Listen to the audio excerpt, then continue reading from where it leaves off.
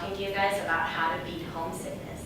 Now, the reason why I bring this topic up is because I know like majority of the people in here are not from Hawaii. Can I get a raise of hands? Oh, there we go. Okay, cool. So just to start off, nearly 820,000 international students come to America every year to study. And when they come here, you know, they have their own struggles as dealing with culture shock, getting used to the new setting, and also personal challenges by being away from home. Now, which can eventually lead to homesickness.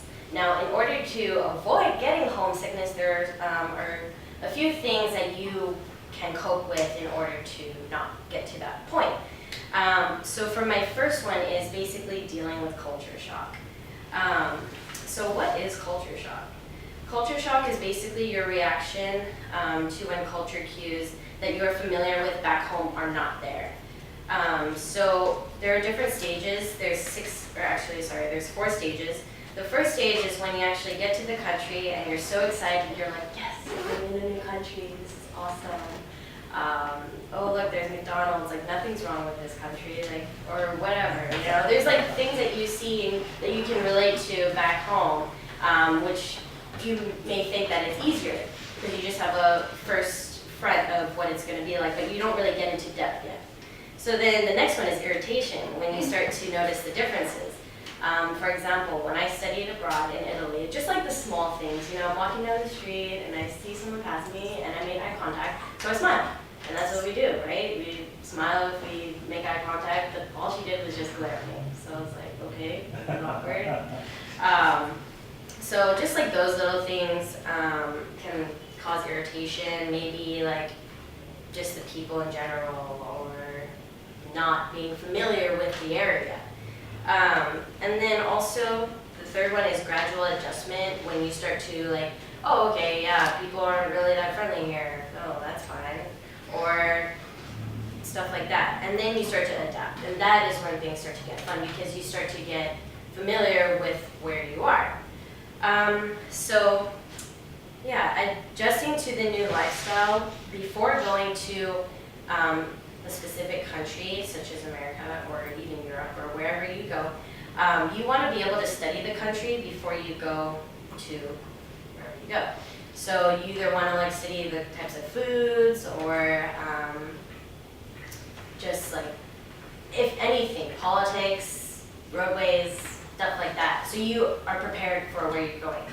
Now that's a big thing because if you don't expect certain things and you show up and you're like, oh my gosh, okay, I don't know what to do.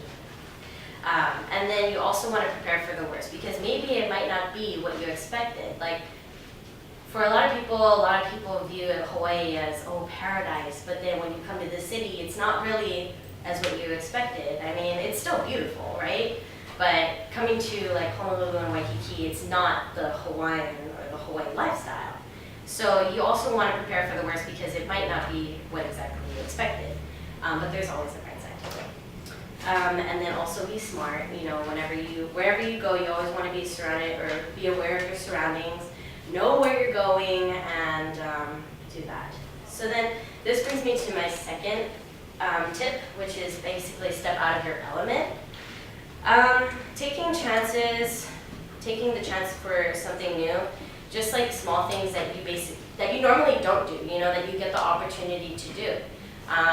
Maybe take like a salsa class if you're in Spain or something, or make friends with locals. That's a big thing. So if you make friends with locals, you can get to know more about the country and know more of the local areas.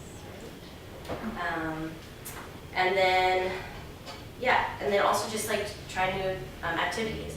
So this is my first visual, like here in Hawaii. You can try new hikes or take a hula class, I don't know. If you guys normally don't do things, like I said, step out of your element. And then if you're a water person, go ahead and snorkel new places. And then for my last tip, it's basically coping with the negatives. Focus on the positives while being away from home, such as you're in a beautiful country or island. Making new friends or keeping in touch with the nightlife if you guys are night people, To avoid homesickness in general, you just want to keep yourself busy. Do things that you love that you normally would do back home, but kind of like, you know, step out of your element. And appreciate the learning experience. Not many people get to have the chance to go out of country, so if you feel down or it's like, gosh, I miss home, just like realize like, wow, I'm not going to be here forever, you know, might as well live it up now, and then when I go back to my natural life or my normal life, then it's going to go back to the way it was, and then you're eventually going to want to go back to that life. So yeah, here's a few other things. If you guys feel like you are homesick, you can like put pictures on your wall, like whatever, and then if you have a journal, you can go ahead and write like what you did for memories in the future, and just to like cope. So thank you. Do any of you guys have any questions?